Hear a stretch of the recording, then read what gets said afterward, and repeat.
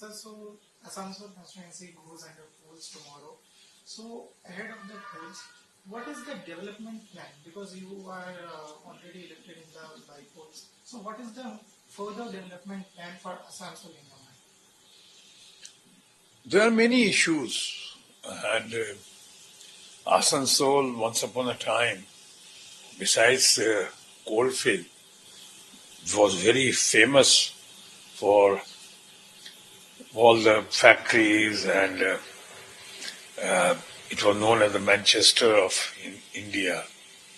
बहुत अच्छा रहा है यहाँ पे, but unfortunately बहुत सारी इश्यूज हो गई हैं. अभी जैसे कल कारखाने बहुत बंद हुए, कम हुए, कोल फील्ड्स की हालत पहले जैसे नहीं रही, कोयला खादान जो है प्राइवेटाइज भी होने लगा. प्राइवेटाइज होने लगा तो उससे जाहिर है बहुत लोगों की एम्प्लॉयमेंट भी कम हो गई. अब फॉर एग्जांपल ईसीएल में ही था मामला, अगर 1.5 लाख लोग थे तो 50 लाख से भी कम हो गए हैं. तो ये सब प्रॉब्लम्स है यहाँ पे. नौकरी की बहुत समस्या है, बेरोजगारी की समस्या है. हमको यहाँ पे वेस्ट मैनेजमेंट में भी बहुत कुछ करना है. कोयला खादान के मजदूरों के साथ जो नाइंसाफी हुई है उसको देखना है. बहुत सारी हमारी जमीन जो है आसनसोल की, बहुतों का मानना है कि रेलवे के पास है, बहुत ज्यादा है, और बहुत सारे जमीन हमारे गरीबों का, या जहां हम डेवलपमेंट कर सकते हैं या होना चाहिए, वो जमीन जो है वो हमारे पास नहीं है, हमारे गवर्नमेंट के पास नहीं है, आसनसोल की जनता के पास नहीं है. तो इन बहुत सारी बातें हैं, लेकिन अभी चूंकि चुनाव की घड़ी है, इसके पहले जब हम यहाँ आए थे और रिकॉर्ड मार्जिन से जीत कर आए थे आसनसोल की जनता के आशीर्वाद से, या ममता जी के नेतृत्व में, तो ममता जी आज सही मायने में देश की बहुत इंपॉर्टेंट, प्रोमिनेंट और पॉपुलर लीडर है. She is an iron lady, लेकिन साथ ही साथ वो बहुत ममतामयी भी है. तो उनकी अपनी पकड़ है समाज में, लोग उनको बहुत मानते हैं. और खासकर महिलाओं के मामले में, महिलाओं की तरक्की के मामले में ममता जी तो देश में आज रोल मॉडल बनकर उभर के आई हैं.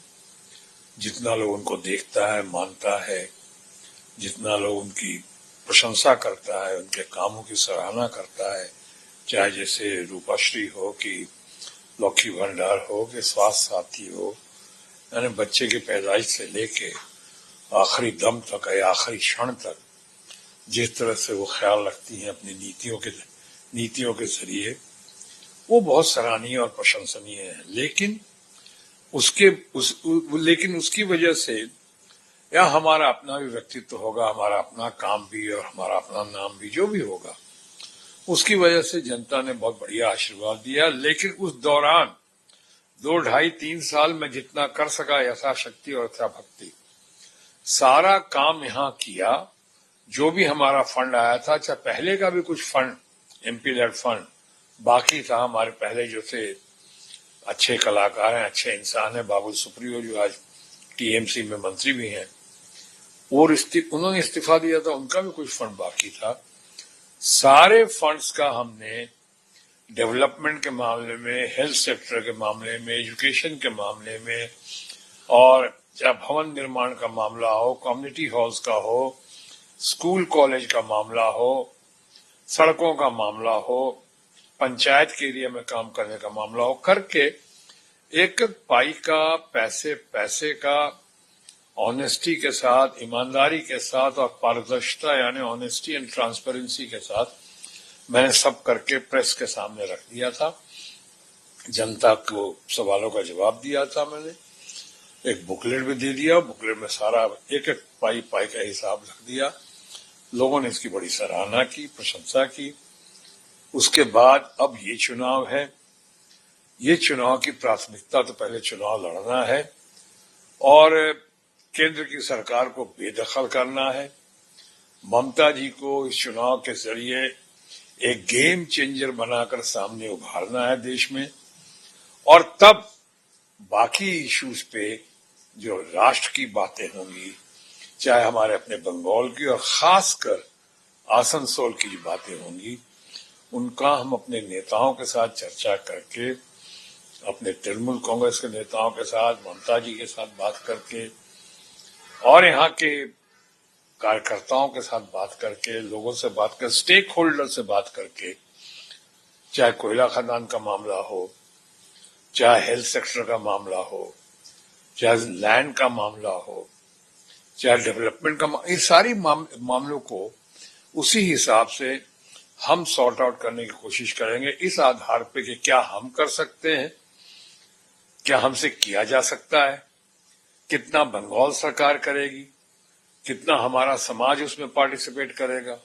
और कितना हमारी केंद्र सरकार करेगी। उसके लिए हमें क्या लड़ाई लड़नी होगी, क्या संघर्ष करना पड़ेगा, वो बहुत महत्वपूर्ण है। अभी केंद्र सरकार ने बंगाल गवर्नमेंट का करीब करीब 2.25 लाख करोड़ होल्ड करके रखा हुआ है।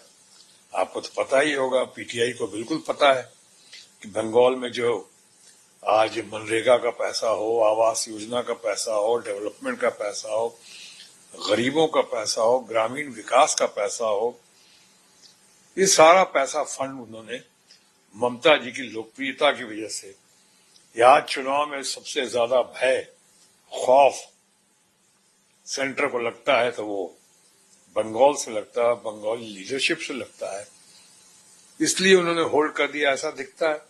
हम संघर्ष कर रहे हैं, हम वो फंड तो हासिल करेंगे ही करेंगे, और साथ ही साथ यहां के लिए हम क्या, केंद्र से क्या आंदोलन करना पड़ेगा कि बातचीत करनी पड़ेगी, शांतिपूर्ण तरीके से ही हम सब कुछ समाधान करना चाहेंगे।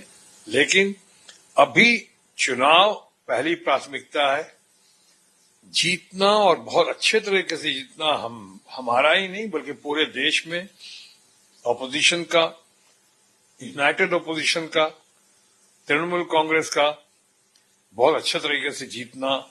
और मेरी बात जहां तक है, पिछली बार अल्लाह ताला के फजल से, प्रभु की असीम अनुकंपा से, वाहेगुरु के आशीर्वाद से एक रिकॉर्ड मतों से हमारी विजयी हुई थी। यहाँ पे पहली बार टीएमसी यहाँ जीती थी और बहुत अच्छे तरीके से जीती थी। इस बार हमारी कोशिश होगी जीत का दायरा बढ़े, और मेरी दुआ भी होगी, कामना, शुभकामना, मनोकामना भी है, प्रार्थना भी है कि इस बार हम और अच्छी तरह विजय होते हुए पुराने रिकॉर्ड को एक तरफ करते हुए एक नया रिकॉर्ड कायम कर सकें, यही हमारी कोशिश होगी।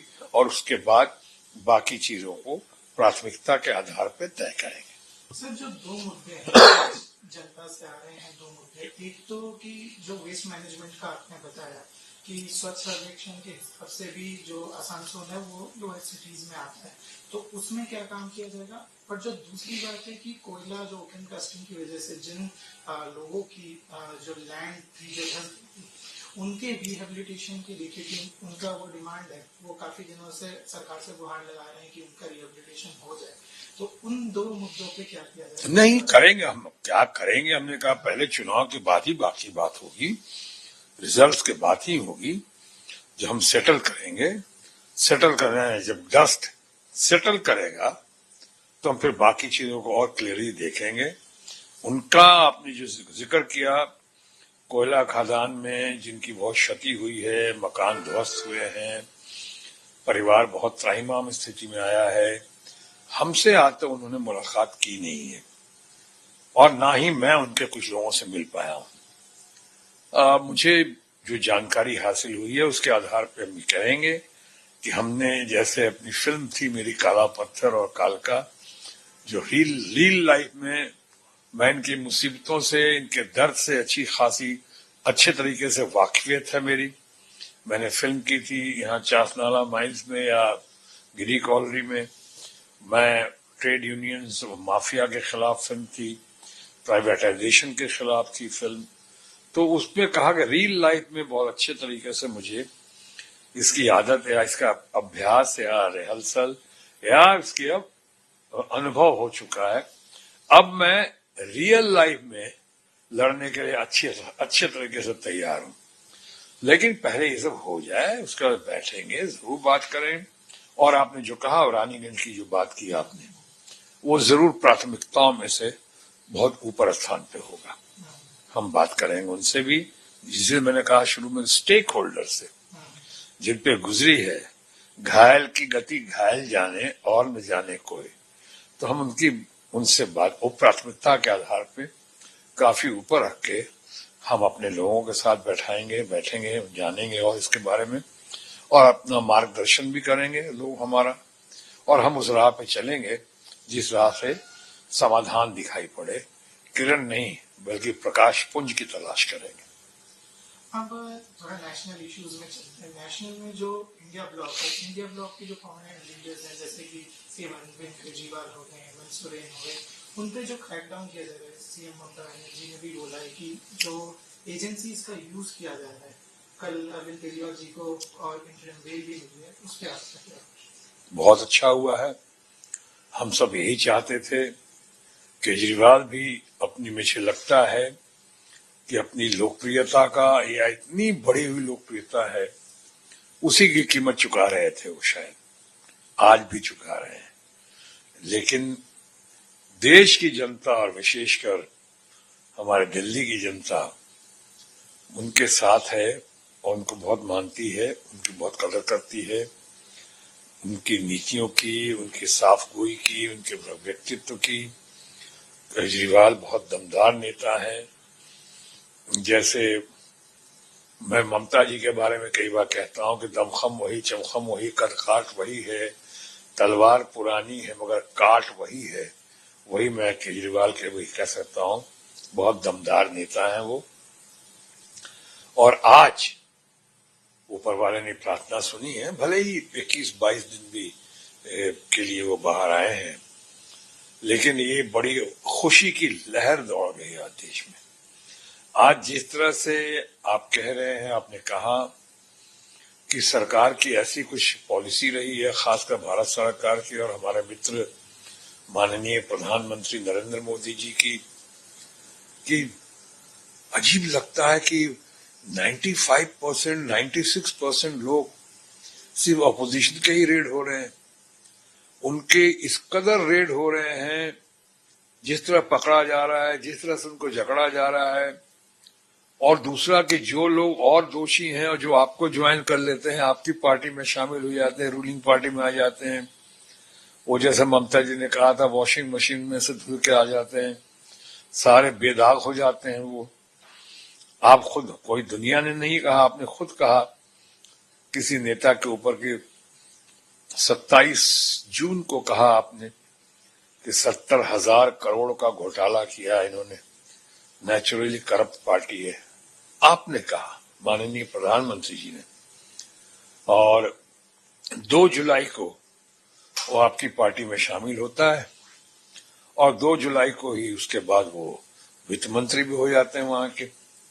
मैं कोई टीका टिप्पणी, कोई दोष नहीं लगा रहा हूं किसी पे, मैं सिर्फ माननीय प्रधानमंत्री जी को याद दिला रहा हूं फिर से कि इन्होंने ही कहा, और उसके बाद वो वित्त मंत्री हो गया, सारे दाग धुल गए, सारी कहानी खत्म। अब कितने लोगों का नाम लूं, वहां का कोई मुख्यमंत्री है, कहां का बड़ा नेता है, जो जो आपके पास आया वो बेदाग हो गया।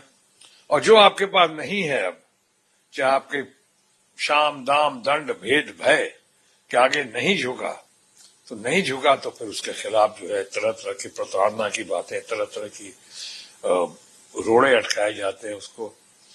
और उसमें देखिए, ऐसा लोगों का मानना है कि केजरीवाल जी के लोग कह रहे हैं और सामने रिकॉर्ड पे है कि अभी तक कोई सबूत नहीं मिला है, कुछ नहीं मिला है। ऊपर से उन्होंने ये भी कहा कि जिसने सरकारी गवाह जो बनता है, जब तक नहीं बनता है तब तक सारे बयान कुछ और थे, सरकारी गवाह बनता है, बयान कुछ और हुए, और उसके बाद उसको और उसकी कंपनी को जब 50-60 करोड़ रुपए मिल गए, जो मनी ट्रेल मिलता है वो भारतीय जनता पार्टी के दोस्तों का मिलता है, उसके बाद उस पर सन्नाटा, उस पर कुछ नहीं करते हैं आप। तो अब कहने का मतलब कि अब पानी सर के ऊपर हो चुका है। और शायद यही बात है कि आज पूरे देश में इंडिया ब्लॉक जो है बहुत ही शानदार तरीके से बहुत आगे जा रही है। आज चारों तरफ एक मैं देख रहा हूं कि एक लहर चल रही है, एक अंडर करंट चल रहा है। लोगों को लग रहा है कि ये वाकई बहुत ज्यादती है। यानी आप दूसरों पे परिवारवाद का नारा देते हैं, परिवारवाद परिवारवाद। खासकर हमारे दोस्त माननीय प्रधानमंत्री नरेंद्र मोदी जी दूसरों पे कहते हैं परिवारवाद परिवारवाद। इतना बड़ा विश्व का सबसे बड़ा एलिज्ड सेक्स स्कैंडल हुआ हमारे कर्नाटका में, और कर्नाटका में आप ना जिस शख्स के नाम पे आज इतना बड़ा कांड हुआ है, 2976 सीडी या वीडियो जो बाहर आए हैं, टेप बाहर आए हैं, कैसेट्स, पेन ड्राइव, आप उसको ना सिर्फ समर्थन दे रहे हो, उसके प्रचार में जा रहे हो, उसकी तारीफ कर रहे हो, उसका साथ देते हुए, बल्कि साथ ही साथ पूरे परिवार के साथ, पूरा परिवार, दादाजी हैं, चाचा जी हैं, पिताजी हैं, भाई हैं, बेटा है, सारे वो फोटो जब दुनिया को दिखाते हैं तो आप परिवारवाद पे फिर ऐसी बातें क्यों करते हैं? मैं तो खुद भारतीय जनता पार्टी में 27-28 साल रह चुका हूं। मैं कह सकता हूं, दावे के साथ कह सकता हूं, जितना परिवारवाद, जितना ज्यादा परिवारवाद भारतीय जनता पार्टी या एनडीए में है, शायद दुनिया के किसी पार्टी में नहीं होगी। लेकिन परिवारवाद की बात करते हैं, भ्रष्टाचार की बात करते हैं, ऑपोजिशन के लोगों को भ्रष्टाचार के नाम पे आप दबोचने की कोशिश करते हैं।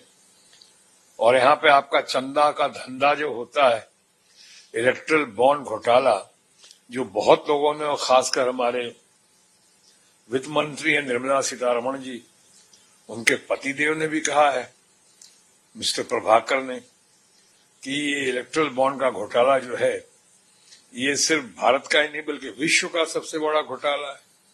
अब आप कई लोग कह देते हैं कि भाई बाकी पार्टी ने भी लिया है, थोड़ा बहुत कम ही लिया है, पर लिया तो है। तो इस आर्गुमेंट में तो दम नहीं है, क्योंकि अगर लिया है तो आपने जब विंडो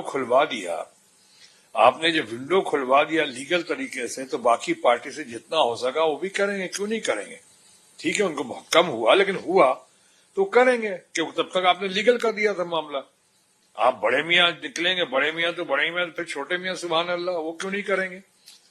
लेकिन जो आपके साथ हुआ इलेक्ट्रल बॉन्ड घोटाला को, पहली बात तो देश की सर्वोच्च संस्था सुप्रीम कोर्ट ने आज तक शायद किसी घोटाले के मामले में या किसी फैसले में ऐसा नहीं कहा होगा, जिसमें हमारे माननीय प्रधानमंत्री भी शामिल हैं, कि अनकॉन्स्टिट्यूशनल कहा है। यानी ये मामला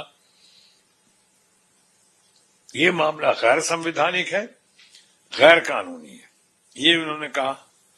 दूसरी बात, इस घोटाले में जिस तरह से चंदा का धंधा हुआ, बाकी किसी पार्टी ने नहीं किया, कि आपके ईडी का, सीबीआई का, सरकारी एजेंसीज का दुरुपयोग करके ऐसी कंपनीज जिसको 1 करोड़ का टर्नओवर था या नहीं के बराबर टर्नओवर था, उस पे भी जोर जबरदस्ती करके ऐसा देखा गया कि उनसे आपने करोड़ों का चंदा ले लिया, और करोड़ों का चंदा ले लिया तो फिर करोड़ों को उनको धंधा भी दे दिया। यानी ऐसा लिया पैसा, ये तो बाकी कोई पार्टी करने की पोजीशन में नहीं थी, आपने लिया, जोर जबरदस्ती करके एक्सटॉर्शन किया, और एक्सटॉर्शन करके उनको जो आपने लिया और उनको दबाया, डराया, उसके बाद जब उनसे खुश हुए, आपको पैसा पहुंच गया, तो आपने कहीं 15,000 करोड़ का, कहीं 14,000 करोड़ का, हजारों करोड़ों का आपने उनको धंधा दे दिया, कॉन्ट्रैक्ट दे दिया। बहुत लोगों का ये भी कहना है कि आप इतना कहते रहते हो, यानी कोई पाकिस्तान का कंपनी, चाइना का कंपनी, उसके तरफ से भी धंधा आया है, उसके तरफ से भी चंदा आया है। आप लोग कह रहे हैं, और यहाँ पे कई बार कहा गया है कि जो बीफ कंपनी थी उससे भी चंदा आया है। अरे भाई, क्या कर रहे हैं आप?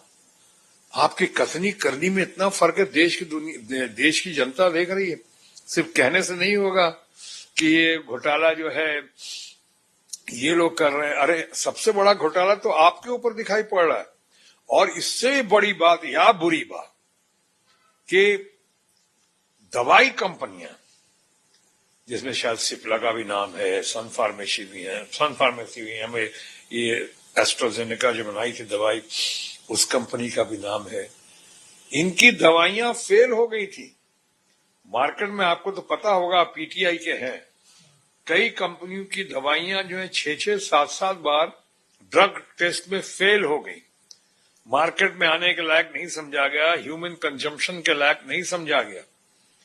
उन्होंने जब करोड़ों करोड़ का चंदा दिया, कोई 37 करोड़ का चंदा दे रहा है, धंधा दे रहा है, कोई 50 करोड़ का दे रहा है, इतना चंदा वसूली की, और आपने ह्यूमन लाइफ की भी परवाह न करते हुए ऐसा दिखता है कि आपने उन सारे ड्रग्स को पास कर दिया, उस कंपनी को आपने आगे बढ़ा दिया।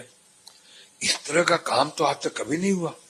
आप खुद सोचें, अगर यही काम किसी विपक्ष के लोगों ने ऐसा किया होता, चंदा का धंधा या चंदे का धंधा, तो अभी तक तो प्रेसिडेंट रूल लग चुका होता, और अभी जो 95% अपोजिशन के लोगों के ऊपर केस किया हुआ, पकड़ा हुआ है, अब तक तो 100% भी क्रॉस कर गया होता, पकड़ लिया होता, जकड़ लिया होता। आप रूलिंग पार्टी में, भाई, what is right for Peter should be right for Paul. अगर हमारे लिए जो सही है तो फिर आपके लिए भी वही सही होना चाहिए, या हमारे लिए जो गलत है वो आपके लिए गलत होना चाहिए। तो इलेक्ट्रल बॉन्ड का आप घोटाला देख लीजिए, एलिजली, या फिर आप उसका देख लें, आप सेक्स स्कैंडल देख लें इतना बड़ा, इस पे आप, बाकी बात तो दूर की बात है, या तो मोदी मीडिया बहुत दबाती है। अब लेकिन सबसे बड़ी बात है कि आप माननीय प्रधानमंत्री हैं, आप देश के प्रधानमंत्री, हमारे हैं, सबके हैं, आप इस पे कोई कमेंट क्यों नहीं करते हैं? आप इस पे बोलते नहीं, आप शूट एंड स्कूट पॉलिसी, कहा कुछ और, यहां कहा और आगे बढ़ गए। कभी मौका ही नहीं देते कि आपसे कोई सवाल पूछे और आप कोई सवाल का जवाब नहीं देते हैं। अब पहले शायद लोकतंत्र में पहले ऐसे प्राइम मिनिस्टर होंगे पूरे विश्व में जिन्होंने 10 सालों में एक भी प्रेस कॉन्फ्रेंस नहीं किया, यानी सवाल लिया ही नहीं। कई बार अपने गोदी या मोदी मीडिया को, अपने 2-3 मित्रों को उन्होंने जवाब दिया है, सवाल नहीं लिया। 2-3 लोगों को चुन के, सिलेक्टेड लोगों के साथ, वो भी इतना हंगामा हुआ है तब। वो लोग हंसते हैं, लोग कहते हैं कहां दे रहे हैं आप, किसको दे रहे हैं, क्या दे रहे हैं आप, आइए ना खुल के। भाई देखिए, इतना बड़ा विश्व की हस्ती रही ट्रंप, डोनाल्ड ट्रंप, और डोनाल्ड ट्रंप कोरोना टाइम में कितनी बुरी स्थिति में गुजर रहे थे, अमेरिका में विश्व गुजर रहा था, उसके बावजूद वो रोजाना आ रहे थे और प्रेस कॉन्फ्रेंस कर रहे थे, प्रेस से बात कर रहे थे। तो हकीकत ये है, ग्राउंड रियलिटी को समझिए, सामने आइए। शूट एंड स्कूट पॉलिसी से काम नहीं चलेगा ना, कि यहां से वहां चले गए, वहां से वहां चले गए, वहां से वहां चले गए। आपको लोगों को बताना चाहिए, लोगों को इनलाइटन कीजिए। आप कहते हैं कि नहीं, इलेक्ट्रल बॉन्ड का घोटाला आम जनता को पता नहीं होगा, इसलिए शायद दबाने की कोशिश करते हुए दिखते हैं आप। लेकिन बता दूं आपको, बहुत पहले लोग बोफर्स के बारे में यही कहते थे। मैं बोफर्स को राइट और रॉन्ग नहीं कह रहा हूं, बोफर्स में आज तक कुछ साबित नहीं हुआ। बोफर्स को सुप्रीम कोर्ट ने अनकॉन्स्टिट्यूशनल नहीं कहा, सुप्रीम कोर्ट ने नहीं कहा कि गैर कानूनी है, गैर संवैधानिक है बोफर्स के मामले में। लेकिन बोफर्स देश का बच्चा बच्चा जानता था, मुहावरों में प्रयोग होने लगा था वो। अभी इलेक्ट्रल बॉन्ड घोटाला, जिसे चुनावी बॉन्ड घोटाला कहते हैं, मैं समझता हूं देश के गांव गांव में लोग समझते हैं। और ये प्रज्वला कांड जो हुआ है, प्रज्वल कांड क्या नाम है इनका, जो भी है तथाकथित ये सेक्स स्कैंडल, इसके बारे में जो कर्नाटका का हुआ है और वहां के परिवारवाद को आपका सपोर्ट जो दिखा, उसके बारे में लोग जानना चाहते हैं। माननीय प्रधानमंत्री जी कुछ बोलिए, चुनाव के वक्त बोलेंगे तो इससे आपकी महिमा बढ़ेगी, आपकी इज्जत बढ़ेगी। कम से कम सच्चाई और पारदर्शिता के साथ आप आइए, हम सबकी यही कोशिश है और हम सबकी यही अपील भी है आपके लिए। सर, इलेक्शन के बाद जो इंडिया ब्लॉक का जो फेस है उसका सबको इंतजार रहेगा। आपने सजेस्ट किया कि सीएम ममता बनर्जी पीएम के लिए एक वर्दी कैंडिडेट है, तो उसके बारे में थोड़ा रखिए कि क्या पीएम की तरफ जा रही हैं, उस हिसाब से आपको क्या लगता है? नहीं, देखिए, मैं हालांकि सक्षम है, काबिल है ममता बनर्जी, इसमें तो कोई दो राय है ही नहीं।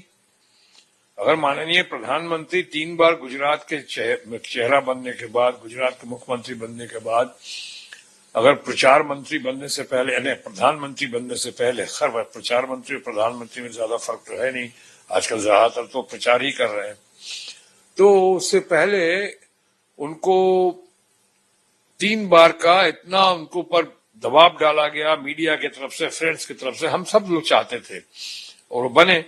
कोई खास काबिलियत तो नहीं है उनके पास, कोई किसी कॉम्पिटिटिव एग्जाम से तो नहीं आए हैं, वो कोई खास डिग्री, तो मैं डिग्री की बात वैसे नहीं कर रहा हूं, मैं कह रहा हूं कि ऐसे कोई खास क्वालिफिकेशन तो नहीं है उनके पास, वही है जो मेरे पास भी है।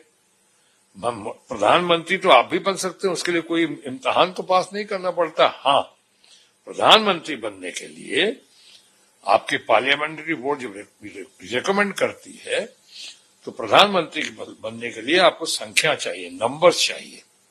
आप भी कल प्रधानमंत्री बन सकते हैं, मैं भी बन सकता हूं, अगर हमारे पास वो नंबर्स हो, हमें सपोर्ट करने वाले लोग पहले भी हुए, एक से एक लोग प्रधानमंत्री बने, एक से काबिल भी बने और शायद एक से काबिल ना भी बने, नहीं भी बने, तो ये कोई अचंभे की बात नहीं है।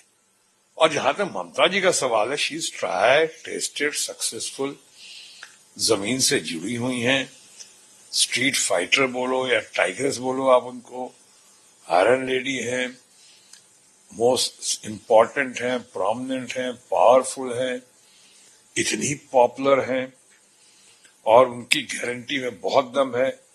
ममता जी की गारंटी लोग विश्वास करता है, मोदी जी की गारंटी में आप लोगों को विश्वास नहीं है, क्योंकि उन्होंने अपनी विश्वसनीयता खो दी है। पहले उन्होंने कोई गारंटी पेश नहीं, जितनी की कोई गारंटी पूरी नहीं कर पाए वो, और न किया। मिसाल के तौर पे 15 लाख देने का, हर घर में 15 लाख पहुंचाने का, उन्होंने कहा 2 करोड़ रोजगार देने का, वो भी प्रॉमिस पूरी नहीं कर पाए। स्मार्ट सिटीज, 100 शहरों को स्मार्ट सिटी में बदलेंगे, खुद तो स्मार्ट हैं, उसमें दो राय नहीं है, लेकिन स्मार्ट सिटी तो सामने आई नहीं। किसानों की आमदनी डबल कर देंगे, वो तो पूरी हुई नहीं। आपने कहा कि आवास योजना, पक्का मकान कर देंगे सबके लिए, वो सब तो हुआ नहीं मामला। अब आप एक नई गारंटी लेके आ रहे हैं, मोदी की गारंटी। पहली बात तो मोदी की गारंटी क्या है भाई, ये बीजेपी की गारंटी हो बात समझ में आती है, एनडीए की गारंटी हो तब भी समझ में आती है, भारत सरकार की गारंटी हो, मोदी की गारंटी क्या। ये जो हवाई जहाज में 9-9 हजार करोड़ के हवाई जहाज में या करोड़ों की गाड़ियों में घूमते हैं या एक एक ट्रिप पे आपके करोड़ों करोड़ खर्च हो जाते हैं, वो आपके अपने पॉकेट से थोड़ी जाते हैं, वो तो हम लोग का है, देश की जनता का है, देश का टैक्स का पैसा है। उसके आप कहते हैं मोदी की गारंटी। पहले कोई गारंटी पूरी नहीं हुई, अब हुई मोदी की गारंटी। आप कितनी गारंटी हमने दी थी बिहार में, 100 करोड़ कर दूं कि 175 करोड़ कर दूं, 50 करोड़ कर दूं, क्या क्या नहीं कहा था। बिहार में बोली लगाई थी, बिहार के डीएनए पे सवाल उठाया था, वो सब गारंटी तो पूरी की नहीं आपने। बिहार को स्पेशल दर्जा देने की बात जब हुई थी, जब नीतीश बाबू साथ थे तब नहीं किया आपने, नीतीश बाबू साथ नहीं थे आपके तब नहीं किया आपने, नीतीश बाबू फिर से साथ आ गए तब भी नहीं किया आपने। इसीलिए कई बार लोगों को शक होता है बिहार में। बिहार की जनता भी देख रही है हमारे बिहार हमारी शक्ति है, बिहार हमारी कमजोरी है, और लोग देख रहे हैं वहां पे बिहार में। हमें तो लगता है कहीं भाई इस चुनाव में हम तो डूबे हैं सनम, तुझे भी ले डूबे हैं, कहीं ऐसा ना हो जाए इस बार इस चुनाव के रिजल्ट में। बहरहाल, एक तरफ मोदी की गारंटी है और बंगाल में एक तरफ दीदी की गारंटी है, ममता जी की। ममता जी ने अगर कह दिया कि सीए एनआरसी हम डिवाइड नहीं होने देंगे सोसाइटी को, और सीए या एनआरसी हमारे बंगाल में लागू नहीं होगा, तो यकीन मानिए ये दीदी की गारंटी है, नहीं लागू होगा, नहीं लागू होगा, नहीं लागू होगा। क्योंकि लोग ममता जी की गारंटी पे विश्वास करती है। ममता जी जो कहती हैं वो करती हैं, जो करती हैं वही कहती हैं। मोदी जी की गारंटी पे कोई विश्वास नहीं करता है, फील्ड गारंटी देखता है। सो काबिल तो है ममता जी, सक्षम तो है ममता जी, महिला मुख्यमंत्री हैं, देश में पहली महिला मुख्यमंत्री हैं, ये सब तो है क्वालिफिकेशन, उनके साथ जाता है। लेकिन कौन होगा प्रधानमंत्री, ये तो इंडिया ब्लॉक, यूनाइटेड अपोजिशन, ये लोग मिलकर तय करेंगे। बड़े लोगों की बड़ी बातें, मैं उनमें क्यों बीच में आऊं? मैं कहने वाला कौन, मैं सजेस्ट करने वाला भी कौन? वो लोग करेंगे कि प्रधानमंत्री कौन होगा। ममता जी काबिल हैं, और भी काबिल लोग होंगे, ऐसा नहीं कह रहा हूं, सब बहुत लोग काबिल हैं। आज जैसे आप खुद ही देख रहे हैं, आपने बात शुरू की थी केजरीवाल के बारे में, क्या केजरीवाल काबिल नहीं है? अवश्य यकीनन है, बहुत काबिल है। राहुल गांधी काबिल नहीं है? जरूर काबिल है। ममता जी काबिल है तो मैं कहूंगा सबसे ज्यादा काबिल है। लेकिन एक तरफ जब मैं कहता हूं सबसे ज्यादा काबिल है, इसका मतलब ये नहीं कि मैं तरफदारी कर रहा हूं, मैं कह रहा हूं कि वो प्रधानमंत्री बनेंगी। वो तो फैसला ऑपोजिशन करेगा, यूनाइटेड ऑपोजिशन करेगा, इंडिया ब्लॉक करेगा। लेकिन इतना जरूर कह सकता हूं, जो मैं कहता आया हूं, कि ममता जी इस चुनाव के बाद गेम चेंजर बनकर देश में जरूर सामने आएंगी। आप यकीन रखिए, ममता जी इज द गेम चेंजर, और आप देखेंगे उनको। सर, गेम चेंजर की तो बात हो रही है, तो दो जो मुद्दे हैं जो पार्टी के बोलिए या फिर ममता जी के इसमें है, एक तो जॉब रिक्रूटमेंट का है और दूसरा संदेश खाली का है। क्या इस चुनाव में इन दोनों का इफेक्ट पड़ा है? देखिए, पड़ता, आप संदेश खाली पे ही बात करते हैं, पड़ता। जब मैं थोड़ी पहले कहा था, माननीय प्रधानमंत्री जी के कई बार कथनी और करनी में बहुत फर्क दिखता है।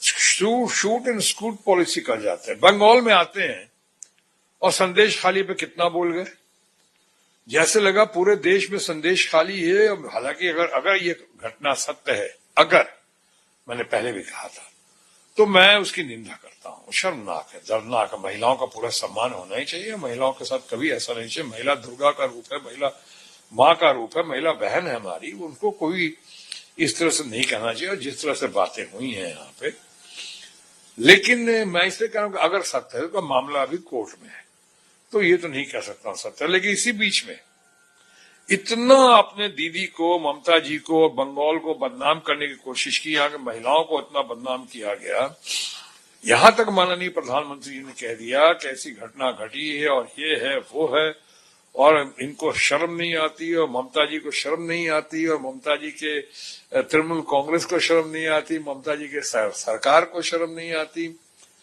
तो कई लोग ये जानना चाहते थे, इतना कॉन्ट्रडिक्शन क्यों है माननीय प्रधानमंत्री जी? इतना बड़ा कांड हाथरस में हो गया, उस पर आपको शर्म नहीं आई, या आपके लोगों को शर्म नहीं आई? कठुआ में इतना बड़ा कांड हुआ, जघन्य। अभी कानपुर में हमारे सामूहिक दुष्कर्म के बाद हमारे घर की कई बच्चियों ने आत्महत्याएं की, उस पर शर्म नहीं है, उस पर कुछ नहीं बोलते हैं। मणिपुर पे आप कुछ नहीं बोलते हैं, ज्वलंत था, ज्वलंत है, और भी चला जा रहा है। आप एक बार बोलते भी नहीं है, पार्लियामेंट में बड़ी मुश्किल से बोलते तो 10 सेकंड बोल के आगे बढ़ जाते हैं शूट एंड स्कूट पॉलिसी के तहत। आप कहीं नहीं बोलते हैं, और आप संदेश खाली पे आगे बोल रहे हैं, पॉलिटिकल माइलेज ले रहे हैं क्या आप? और अब तो वो भी खत्म हो गया, जब यहाँ के सेक्रेटरी जनरल ने, अब डैशिंग डायनेमिक यूथ लीडर अभिषेक बैनर्जी ने जिस तरह इनको एक्सपोज किया, जिस तरह सो कॉल्ड स्टिंग ऑपरेशन करके यहाँ उनके पास आया मटेरियल, जिसके ऊपर उन्होंने एक्सपोज कर दिया कि इसमें हमारे रूलिंग पार्टी के बहुत सारे लीडर्स का हाथ रहा। जिस तरह से उन्होंने प्रेस कॉन्फ्रेंस करके बताया कि डर दबाव की वजह से, आज भी कुछ अखबारों में आया है, फ्रंट पेज में आया है, कि एक और लड़की है, उसने कहा कि हमको डरा धमका के हम पे बलात्कार का चार्ज, खाली कागज पे साइन करवाया गया, और उस पर कह दिया गया दुष्कर्म के बारे में गंदी गंदी बातों का जिक्र किया। ये तो एक्सपोज हो गया। लेकिन एक्सपोज होने से तो ये मामला फिलहाल तो खत्म हुआ। अब इसका तो असर उल्टा पड़ेगा, इसका असर उल्टा पड़ेगा, और ये जाएगा हमारे रूलिंग पार्टी के ऊपर, और हमारे जो केंद्र की सरकार उन जो बातें कर रहे हैं उनके ऊपर जाएगा। इसी आधार पर मैं कह सकता हूं आज कि जो लोग, जितने लोगों ने जो कुछ भी कहा है, ममता बनर्जी और उनकी तृणमूल कांग्रेस इस बार बंगाल में स्वीप करेंगी। स्वीप यानी बहुतेरी सीटें सारी उन्हीं के कोटे में आएगी। और जहां तक आपने अभी जॉब रिजर्व उसकी जॉब्स की बातें की हैं, उसमें भी देखिए अभी बहुत बड़ी राहत मिली है। ये सुप्रीम कोर्ट से मामला भी कोर्ट में है, तो उस पर भी ज्यादा हम रोशनी नहीं डालेंगे, डालना भी नहीं चाहिए। लेकिन हाँ, ये कहा कि जो दोषी हैं उनको कहो, और आप सबको इस तरह से एक साथ एक ही पेन से या एक ही ब्रश से आप सबको नहीं हाँक सकते। उसमें बहुत सारे रिक्रूटमेंट जो है वो सुप्रीम कोर्ट की नजर में वो सही भी होंगे, ज्यादातर सही ही होंगे। कुछ अगर कहीं गड़बड़ है तो उसको रेमेडी निकालो, उस पर इंक्वायरी करो, उनकी जांच पड़ताल करो। और यहां तक उन्होंने सीबीआई को कहा है कोई भी दबाव वाली राजनीति नहीं, दबाव वाली पॉलिसी नहीं करेंगे, आप किसी को डराएंगे धमकाएंगे नहीं, गिरफ्तार नहीं करेंगे, ढंग से करें। शिक्षक लोग हैं, अच्छे लोग हैं, बढ़िया लोग हैं, बंगाल के लोग हैं। और इस तरह से यहाँ पे तो बहुत और कुछ भी होता रहा। मैं चूंकि जुडिशरी का हम सब बहुत सम्मान करते हैं, लेकिन यहाँ एक जज साहब थे, वो उतर के सीधे भारतीय जनता पार्टी बगैर कूलिंग पीरियड का परवाह किए हुए 2 साल कूलिंग पीरियड में रुक जाए, 5 साल रुक जाए, ये तो सीधे लगता है किसी पुराने चीफ जस्टिस को फॉलो किया उन्होंने, कि सीधे फैसला देने के बाद राज्यसभा में जाते हैं 1 साल के अंदर में। ये तो 1 साल नहीं, 1 महीने के अंदर में। और कितने सारे अब उनके इतने सारे फैसले दिए हैं, वे ड्यू रेस्पेक्ट में कहूंगा, उनपे एक सवालिया निशान तो खड़ा हो जाता है ना, कि जो उन्होंने फैसले दिए, कुछ खिलाफ फैसले दिए होंगे, वो क्यों दिए, कैसे दिए, उसके पीछे मकसद क्या था, अगर भारतीय जनता पार्टी ही ज्वाइन करना था तो। ऐसे बहुत सारी बातें हैं। अब इन बातों का हिसाब किताब होगा, एक बार चुनाव हो जाने दीजिए। तो जो मेरा मानना है कि जो कैश रिकवर हुआ उसका क्या इफेक्ट आया है, जो कैश टॉप ब्रास से रिकवर हुआ था? जो मामला कोर्ट में है, जिसकी इंक्वायरी चल रही है, उसका मुझसे पूछने का क्या लाभ है? कैश तो अभी आप बताइए, सबसे बड़ा अगर कैश रिकवर हुआ और कैश मिला, कौन लोग कह रहे हैं? कौन लोग कह रहे हैं? हमारे माननीय प्रधानमंत्री और उनके लोग कह रहे हैं ना भाई। तो कह रहे हैं तो पहले अपने इलेक्ट्रल बॉन्ड के बारे में बताए ना सही। इतना बड़ा कांड हो गया और इतने छोटे छोटे कांड पे जा रहे हैं, पहले उसका जवाब तो दें। बहुत पहले आर.के. लक्ष्मण जी का एक कार्टून आया था, बहुत टाइम्स ऑफ इंडिया के फ्रंट पेज पे था, कि जंगल में शिकार करने जा रहे हैं। हमारे लेट एंड ग्रेट स्वर्गीय मुरारजी भाई के ऊपर कार्टून बनाया था कि उस समय बड़े बड़े खूंखार जानवर थे जंगल में और बंदूक लेके भाग रहे हैं पीछे एक चूहे के, और चूहे के ऊपर लिखा होता है प्रोहिबिशन। यानी इतने बड़े बड़े इशू छोड़ के एक चूहे जैसे इशू प्रोहिबिशन पे पीछे लगे हुए। ये बहुत सालों पहले, 30-40 साल पहले का कार्टून, बड़ा पॉपुलर कार्टून था, great and late R K. Laxman का। तो अपना आपको घोटाला, चुनावी बॉन्ड घोटाला, आपको अपना इलेक्ट्रल बॉन्ड घोटाला दिखाई नहीं पड़ता है। और दूसरे क्या है, जो पहले उसका जवाब दे दें। हम कहते हैं ना, पहला पत्थर वो मारे जिसने खुद कोई पाप ना किया हो, तो आप उसका जवाब देना। पहले सब बातों में कहाँ दम है? ये तो इंक्वायरी का विषय है, कोर्ट का विषय है, मैं क्या बोलूं इस पे। अब एक जो टीएमसी के इलेक्शन मैनिफेस्टो में है, सीए एनआरसी को पूरी तरीके से हटाना। हालांकि बीजेपी इस पर बोल रही है कि सीए सिटीजनशिप देने का एक्ट है, किसी से छीनने का नहीं। तो इस पे आप देखिए, पहली बात तो मैं कहूंगा, मैं बीजेपी के अपने बर्तनों को बहुत अच्छी तरह पहचानता हूं। मैं सालों साल रहा हूं भारतीय जनता पार्टी में। कई बार आपसे कह चुका, कथनी और करनी में बहुत फर्क है। कहते कुछ और है, करते कुछ और है, होता कुछ और है। ये ठंडे बस्ते में डाला हुआ, इसको निकाला है इन्होंने। एनआरसी का मामला कहना है, जैसे सीए का मामला जो हो रहा है, इसको लाया है, किस मकसद से लाया, भी चुनावी मकसद से लाया, सब जान रहे हैं। और जब दीदी ने कह दिया कि नहीं लागू होगा, तो मैंने पहले भी कहा वो नहीं लागू होगा बंगाल में, क्योंकि लोगों को पूरा विश्वास है ममता जी पे, ममता जी की वाणी पे, उनके वक्तव्य पे, उनके कमांड पे, तो वो नहीं लागू होगा। अब उन्होंने कह दिया है कि हम सिटीजनशिप देने का है। अरे भाई, आप अपनी विश्वसनीयता खो चुके हैं। आपकी क्रेडिबिलिटी रही नहीं। आप इतनी बार गोल पोस्ट शिफ्ट कर चुके हैं, चुनाव की घड़ी में सब बातें कर जाते हैं। उसी तरह से जब चुनाव की घड़ी में शायद काडर को मजबूत करने के लिए अपना हौसला अफजाई करने के लिए आप बोल जाते हैं आपकी बार 400 पार। जरा ट्रैक रिकॉर्ड तो बताओ।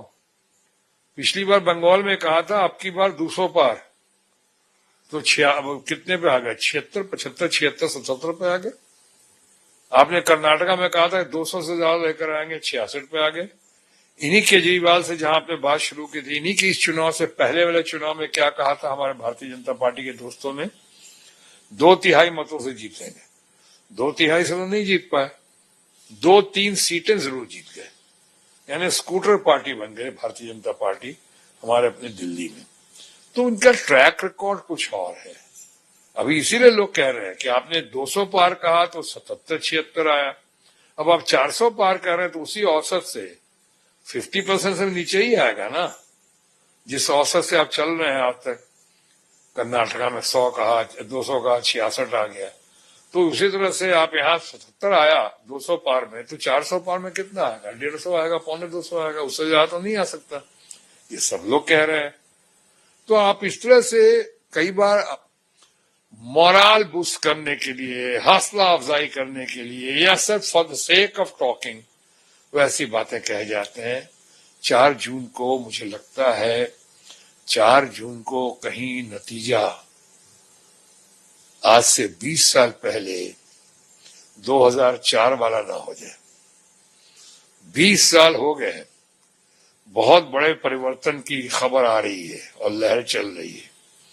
2004 में मैं भी था उस वक्त कैबिनेट मिनिस्टर। मैं कैबिनेट मिनिस्टर था अटल बिहारी वाजपेयी जी की सरकार में, minister of health and family welfare, फिर मैं कैबिनेट मिनिस्टर ऑफ शिपिंग। हम लोगों ने कितनी कोशिश नहीं की, इंडिया शाइनिंग, क्या क्या हंगामा नहीं किया, प्रोपेगेंडा प्रचार हमने ही बहुत किया था। और फादर फिगर थे अटल बिहारी वाजपेयी जी, कितना अच्छा काम कर रहे थे। प्रधानमंत्री सड़क योजना, सागरमाला प्रोजेक्ट उन्होंने दिया था, पूरे देश को पोर्ट से और सड़क से बांधने की वो कवायद शुरू की थी। क्या लोग तारीफ करते थे। 2004 में क्या हुआ? 2 सवाल का जवाब मिल गया कि आपका चेहरा कौन होगा। तो एक ऐसा चेहरा आया 2004 में जो कि बहुत विद्वान था, लेकिन पहले किसी ने उम्मीद नहीं की थी। बहुत विद्वान चेहरा आज भी है, डॉक्टर मनमोहन सिंह। और 2004 में इतनी उम्मीद की कि हम क्या सरकार बनाएंगे और ये हो, अटल जी के साथ इतना अच्छा लगाव हम लोगों का, और उतने बढ़िया प्रधानमंत्री, इतने लोकप्रिय। लेकिन हम सबके परखच्चे उड़ गए, धज्जियां उड़ गई और हम कहीं के नहीं रहे और सरकार उनकी बन गई। तो ठीक है, अब 20 साल हो गए हैं, कहीं इस बार भी तो ऐसा ही नहीं होगा? ये एक अच्छा खासा सवाल है। तो इसी के साथ यहाँ पे जो आसनसोल की बात करते हैं, यहाँ पे एस.एस. अहलुवालिया जी इस बार खड़े हुए हैं आपके ऑपोजिट, तो उनसे क्या आपको लग रहा है कि कंपटीशन कैसा रहेगा? उसके बारे में थोड़ा बताइए, क्योंकि वो पहले वेटरन पार्लियामेंटेरियन भी रह चुके हैं और अभी आपके ऑपोजिट हैं, तो उसके थोड़ा। नहीं, मैं अभी इलेक्शन की घड़ी में आप उनके बारे में अब पूछ रहे हैं। आपसे ऑलरेडी 30-40 मिनट्स बात कर चुका हूं। काट कूट के आप 5-7 मिनट रखेंगे इसमें से, मुझे पता है। तो अभी उस पर कहना फिलहाल ठीक नहीं। अब तो यही कह सकता हूं, मैं उनको एक अच्छे आदमी, उनका सेंस ऑफ ह्यूमर बहुत अच्छा है, मैं जानता हूं। बहुत सालों से पार्लियामेंट भी में साथ रहे कई बार। लेकिन अब चुनाव की घड़ी है, उनसे कुछ सवाल लोग कर रहे हैं या करेंगे कि आप हर टर्म के बाद आगे कैसे बढ़ जाते हैं।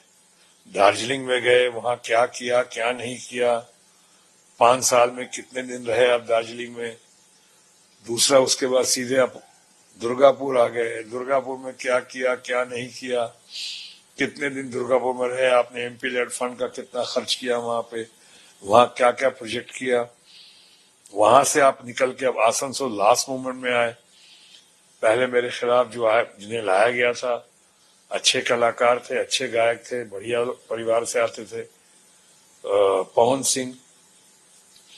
अब वो 24 घंटे के अंदर में चले गए। क्यों चले गए? उनको बुला लिया गया या वो खुद out of love and respect मेरे बारे में ये सोचकर वो चले गए कि लड़ना नहीं चाहते थे, क्या लोकप्रियता की वजह से नहीं लड़ना चाहते थे, या उनकी पार्टी ने दबाव दिया उन पर, मुझे नहीं पता है। वो उनकी पार्टी का अंदरूनी मामला है, इसलिए उस पर मैं कोई ज्यादा बोलूंगा नहीं। रही बात ये हमारे मित्र एस अहलूवालिया जी का, तो वो अब आए हैं यहाँ पे, बड़ी देर कर दी, मेहरबान आते आते, कहीं ऐसा तो नहीं है बहुत लास्ट मोमेंट में आए। अब लाए हैं तो चुनाव है, अब अभी 2-1 दिन में ही चुनाव होगा, 4 तारीख को फैसला हो जाएगा। मैं उस पर कुछ नहीं कहना। मैं यहाँ पे हर महीने रहा हूँ, जब चुनाव 1 बार नहीं 2 बार, 3-3 बार का एवरेज है मेरा आसनसोल में। सारा काम किया जितना कर सकता था वहां पे, अच्छा नाम किया उसकी वजह से, और सबसे बड़ा कि हमारे ऊपर ममता जी का नेतृत्व और ममता जी के व्यक्तित्व का जादू रहा है। तो इन सारी बातों से फर्क तो बहुत है, लेकिन अब बाकी चुनाव की घड़ी है, 4 जून को फैसला हो जाएगा, और तब के लिए मैं यही कह सकता हूं कि अब हवाएं ही करेंगी रोशनी का फैसला। जिस दिए में जान होगी वो दिया रह जाएगा। Thank you.